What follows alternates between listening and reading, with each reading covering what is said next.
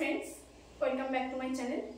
आज के तुम्हारे इंग्लिश पेडागजी आरेकटा चैप्टार निये एसेछि लैंगुएज स्किल।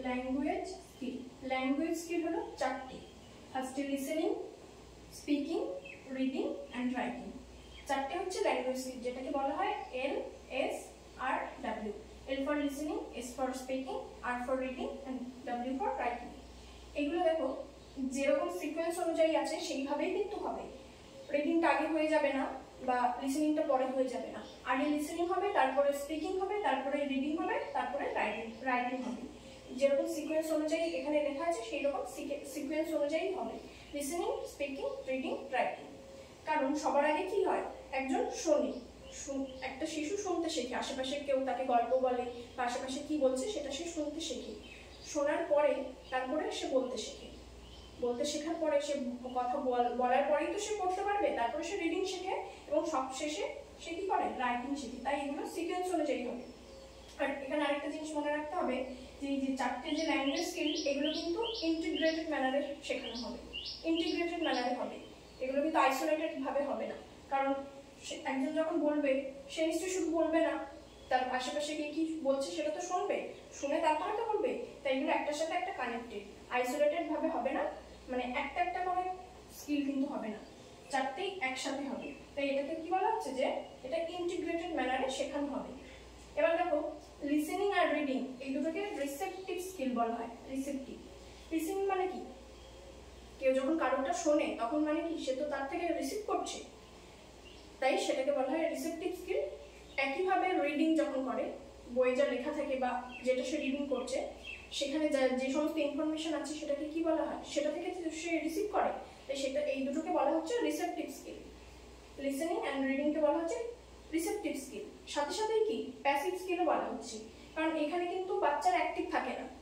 কেউ একজন বলছে তারটা সে শুনছে, সে অ্যাক্টিভলি কিছু করছে না, প্যাসিভলি করছে, তাই এটাকে প্যাসিভ স্কিলও বলা হয়। একইভাবে রিডিংটাকেও প্যাসিভ স্কিল বলা হয়। সে যখন পড়ছে সে নিজে থেকে তো কিছু করছে না, লেখা আছে সেটা দেখে সে পড়ছে, তাই সেখানে সে অ্যাক্টিভ থাকছে না, তাই এটাকে বলা হয় প্যাসিভ স্কিল। এবার দেখো স্পিকিং আর রাইটিং, এটাকে বলা হচ্ছে প্রোডাক্টিভ স্কিল। প্রোডাক্টিভ স্কিল কেন বলা হচ্ছে, যখন একজন কথা বলে তখন সে নিজে থেকে তো কথাটা বলে, অন্য কেউ তো তার হয়ে বলে দেয় না। সে হয়তো উৎপাদন করছে না, কিন্তু কি বলবে না বলবে সে আগে চিন্তা ভাবনা করে তারপরে বলছে, সে নিজে থেকে বলছে, তাই সেটা প্রোডাক্টিভ স্কিল হয়ে গেল। আর রাইটিং, সে কেউ একজন যখন লিখবে তখন তার মনের ভাবটা প্রকাশ করেই তো সে লিখবে, সে নিজে থেকে লিখবে, তাই এই দুটোকে বলা হচ্ছে প্রোডাক্টিভ স্কিল। আর এই দুটো যখন স্কিল দুটো যখন হবে, কেউ একজন বলবে বা লিখবে তখন কি সে নিজে অ্যাক্টিভ থাকবে, অ্যাক্টিভলি কাজটা করবে, তাই এটাকে অ্যাক্টিভ স্কিলও বলা হয়ে থাকে। এবার লিসেনিং স্কিলের ক্ষেত্রে কেউ একজন শুনলো, কেউ একটা ধরো একটা শিশু কেউ একজন কিছু বলছে সেটা শুনছে, সেটাই কিন্তু লিসেনিং হবে না। সে যখন সেটাকে মনোযোগ সহকারে শুনবে, বুঝতে পারবে এবং পরে সেটাকে মনে করতে পারবে, সেটাই কিন্তু লিসেনিং স্কিলের আন্ডারে পড়বে। শুধু শুনে গেল, পরে আর কিছুই মনে নেই, কিছু বলতে পারলো না, মনে করতে পারলো না, সেটা কিন্তু লিসেনিং স্কিলের আন্ডারে পড়বে না। তেমনভাবে স্পিকিং, যখন একটা কিছু বলবে সে যেন যেটা বলছে সেটা সে বুঝতে পারে, কি বলতে চাইছে, সে নিজে বুঝে তারপরে যেটা বলবে সেটা স্পিকিং স্কিলের আন্ডারে পড়বে। একইভাবে রিডিং, রিডিং মানে কি সে কিছু একটা পড়ে গেল, লেখা আছে পড়ে ফেললো, সেটা কিন্তু রিডিং হবে না, রিডিং স্কিলের আন্ডারে আসবে না। সে লেখাটা পড়ে যখন বুঝতে পারবে, তার মিনিং কি বলতে চেয়েছে, কি বোঝাতে চেয়েছে, তার ভাবটা বুঝতে পারবে পড়ে তারপরে সেটাই রিডিং স্কিলের আন্ডারে হবে। আর রাইটিং স্কিলের ক্ষেত্রেও তাই, সে যখন লিখবে সে মনে কি ভাবছে, কোন আবেগ দিয়ে লিখছে, সেটা যখন সে লেখার মধ্যে প্রকাশ করতে পারবে, সেটাই হবে রাইটিং স্কিল।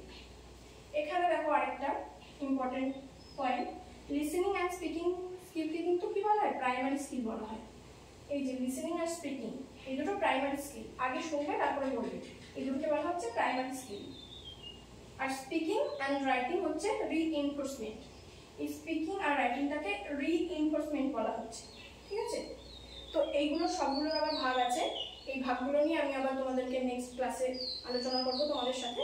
তোমাদের যদি এই ভিডিওটা ভালো লাগে তাহলে চ্যানেলটাকে সাবস্ক্রাইব করে দিও, আর বন্ধু বান্ধবদের সাথে শেয়ার করো, আর কেমন লাগলো কমেন্টে জানিও।